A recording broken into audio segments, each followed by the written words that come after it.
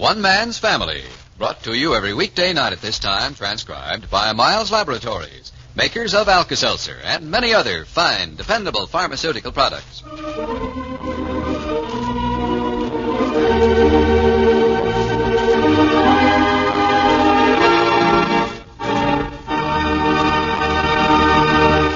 Overheard between Clifford and Father Barber in the library of the family home. It's Letterman Hospital. Want to know where they can get hold of Teddy, Dad? Why, this is supposed to be her day off. She's spending it with Elwood in San Rafael. Yeah, I know. They looked pretty lovey-dovey when they left here this morning. Maybe they'll end up getting married yet. So that's how it is with the Barbers today. I've been wondering how many of you folks have never tried Alka-Seltzer. You know why I'm wondering that? Well, I'll tell you.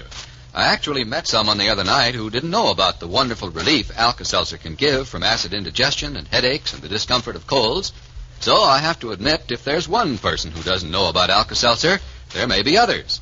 If you are one of these, I just want to say this. You're missing out on mighty fast, mighty effective relief if you don't take Alka-Seltzer when those common ailments I've just mentioned trouble you. Perhaps I'd better mention them again. For fast, effective relief from headache, acid indigestion, the discomfort of a cold, take Alka-Seltzer. Chapter 22, Book 78. Elwood Giddings, the patient and guest at the Barber family home, has recovered enough from his recent illness to be up and about. He and Teddy borrowed Father Barber's car this morning to drive to San Rafael, where Elwood has bought a combination home and dental office. It is evening now, and they still haven't arrived back in San Francisco. Not that Father Barber is worried about that. He is more than pleased that the romance between Teddy and Elwood has been revived. And the longer they are alone together, the better the evidence there is of hope for a marriage. So, after a good dinner, the head of the house of Barber leans back in his chair, content and relaxed, at the dining room table. Here. Oh, there's the telephone, Clifford. I'm way ahead of you, Dad. I'm already on my way. Oh, Clifford. Yeah? If it's Elwood, tell him there's no hurry about getting home with the car. Yeah, okay. Hello? No, she's not in. Well, I don't know. Just a second. I'll see if I can find out. Hey, Dad. Huh? You know when Teddy will be home? Teddy on the phone? No, it's somebody calling for Teddy. Yes, I'm coming. Well, I hope. Hello? Sorry to keep you waiting, but... Did you say it was Teddy on the phone? Well, you just hold the line a moment. It's getting a little confused around here. Here, Dad, you take it. It's Letterman Hospital wanting to know how they can get hold of Teddy. Oh. Hello? Yes, she went to San Rafael and hasn't come home yet. Well, she ought to be here any time now. Huh? I see. Well, you could try calling Dr. Froschauer's office in San Rafael, but I'm sure they must have left there. Froschauer. He's a dentist in San Rafael. Miss Barber went over there with Elwood Giddings, Dr. Giddings. He bought the place from this Froschauer. Huh? I'm just trying to explain what... Huh? It isn't complicated to me. All right, I'll have her call you as soon as she comes in. Certainly, I have it straight. Head nurse in surgery at Letterman Hospital. Yeah, very well. Goodbye.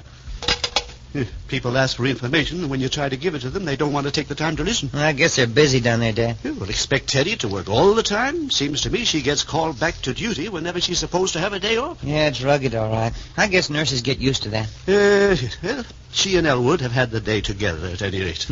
They look pretty lovey-dovey when they left here this morning.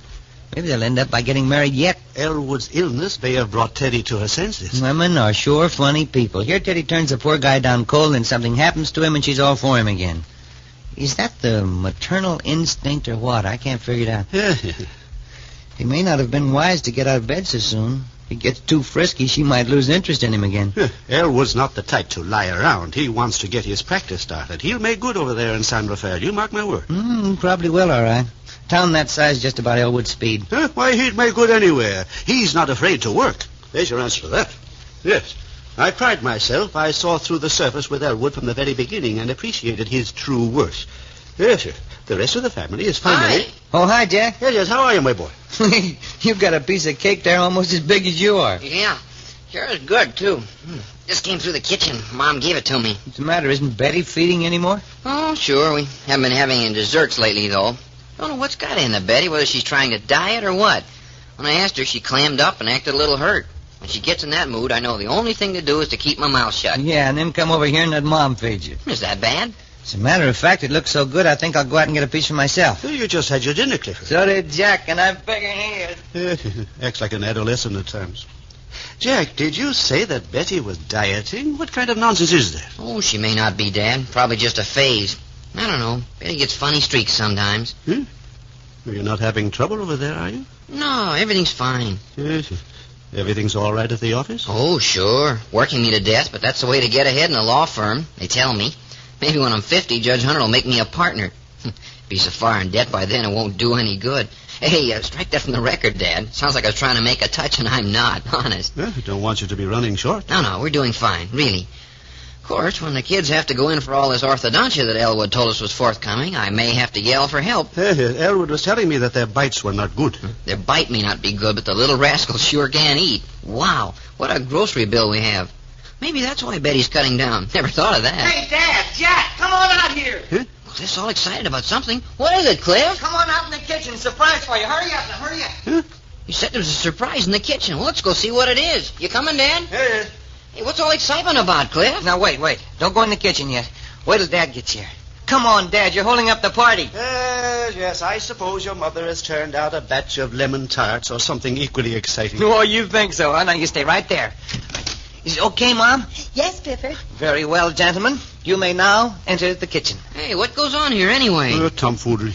Now, don't start grumbling, Henry. We've got a surprise for you. Show it to us and be done with it. Oh, he thinks we're kidding. Well, after this build-up, it better be good, is all I can say. Quiet. All right, now, will you step out of the breakfast room, please? Okay. Huh? Oh, Teddy and Elwood got home. Some surprise. Jack, be quiet. Clifford wants to make an announcement. I feel a little silly, don't you, Elwood? Yeah, a little Now, quiet. Now then, Mr. Barber Sr. and Mr. Jack Barber, may I have the honor and the pleasure of introducing you to Mr. and Mrs. Elwood Giddings. Huh? What? It's true, Henry. Yes, Father Barber. Elwood and I were married less than an hour ago over in Marin County. No, wonderful. Oh, my dear, I can't tell you how happy I am. Come here, let me kiss you. Oh, yes, Father Barber. Yes, my little Teddy, married. I wish you all the happiness in the world, my dear. Oh, thank you. And Elwood, come here, my boy. Let me shake your hand. Well, thank you, Father Barber. Yes. Welcome to our family, Elwood. Nothing could make me happier than this. I've been hoping for it. In fact, I prayed that it would come about. Oh, thank you, sir. Gee, it's wonderful, Teddy. Thank you, Jack. Cliff was right. You sure had a surprise for us out here, all right. Elwood, congratulations. Oh, thank you, Jack. Thank you. Elwood's got a smile on his face an inch and a half thick. Yeah, I'm pretty happy, all right. Tell us all about it. How did you happen to do it today, and where, and by whom, and all the rest of it? Well, we... Hey. One at a time, please. They're excited, and I don't blame them. You tell him, Teddy. Well, there isn't much to tell, really. After we left Dr. Froshour's Oh, place... say, that reminds me. Don't interrupt it. Okay, sorry. Go ahead, Daddy. What were you going to say, Cliff? Nothing. I'll tell you later. After you left Dr. Froshour's place, then what? Well, we were driving along the road, and Elwood saw a Justice of the Peace sign, and he stopped the car and said, "Let's go in and get married, Teddy." So I said, "All right," and, well, we did. I've been carrying our license around ever since we got it, just in case an opportunity like this popped up. Isn't it wonderful? Well, I'm going to scoot out the back way here and carry the news to Betty. Boy, will her eyes bug out. Oh, I wish we could wait to see her, Jack, but we just stopped by long enough to get some clothes together. So we'll be leaving pretty quick. Tell her I'll see her soon, though. Give her my love. You betcha. Well, that goes for me, too, Jack. Okay, Elwood. Lots of happiness to you both. Thank you. Good night, Jack. Jack. Good night. Well, let's not stay out here in the kitchen. Come on, Teddy. I'll go up with you and get your things together. Swell, Mother Barber. Where are you going? Is it a secret? No, I don't suppose so. You see, I call up for... Hey, just a second. I hate to inject a sour note at this point, but you got a phone call from the hospital, Daddy. They wanted you to call back as soon as you came in. Who was it, Dad, the head nurse in surgery? Yeah. Oh, for heaven's sakes. Does she have to bother with that now? Oh, I'd better, Mother Barber. After all, I'm still in the Army, even if I am married. I'll only be a minute, Elwood. All right, Teddy.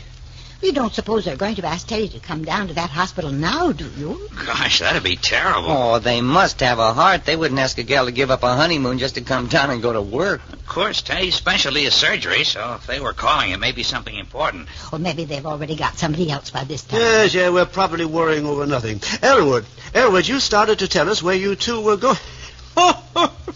George, I still can't quite believe that Elwood and Teddy are married. Eh? Didn't Teddy look sweet? Oh, come on now, Mom. You say that to all the brides. I do no such thing. Never mind, Fanny. Elwood's trying to tell us about his plans. Oh, I'm sorry, Elwood. Tell us. Oh, well, the only thing we really got planned is tonight. I called the Mark Hopkins right after we were married and reserved the bridal suite. So, well, that's where we're going tonight anyway. Gee, I'm so darned excited it wouldn't make any difference to me where we were. But I thought... Oh, did you get to the hospital, Teddy? Yes, Elwood. Gosh, what is it? You look as if you had bad news. Well, I have. Huh? Well, they need me down there desperately. I've got to go, Elwood. Oh. I'm terribly sorry, but I have no choice. Well, didn't they understand that you've just been married? Well, I didn't tell them, Father Barber. Huh? What's that? But I couldn't right then. I will when I get down there. They've just brought in an emergency plane with some badly wounded boys from Korea. They'll need surgery tonight.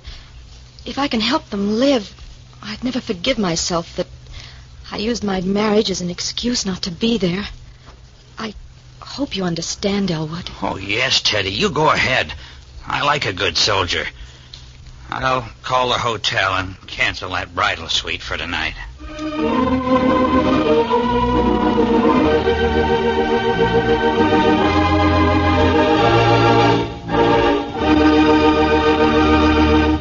The Barbers will be back in just a moment. Say, I know this little scene will sound familiar to you mothers. You don't have to be afraid, Janie. This isn't going to hurt. This is Bactine. And it's going to make your poor little scraped knee feel a lot better. There. Now see? Bactine didn't burn nor sting, did it? Of course not. Bactine is gentle, yet it has amazing germ-fighting power, friends. That's why it's the ideal family antiseptic. Yes, you'll want to try Bactine, and once you do, we know you'll depend on it.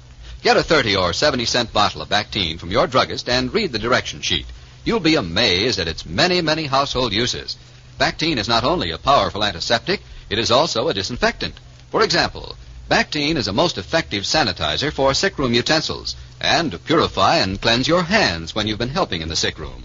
These are but a few of Bactine's many uses. We're sure you'll find a bottle of Bactine the handiest bottle in the house, and we'd like for you to discover what a wonderful product this is. So get a bottle right away, won't you? If Bactine doesn't prove to be the finest household antiseptic and all-around germicide you've ever used, send the empty bottle to Miles Laboratories, tell why you don't like it, and double the full purchase price will be refunded to you. That's Bactine, Bactine. Here's the family again. Oh, poor Elwood. Huh? Poor Elwood. What good's a marriage if you can't have a honeymoon? Postponed for one night, that's all. Yeah, maybe. Huh? I'll lay odds that honeymoon never comes off.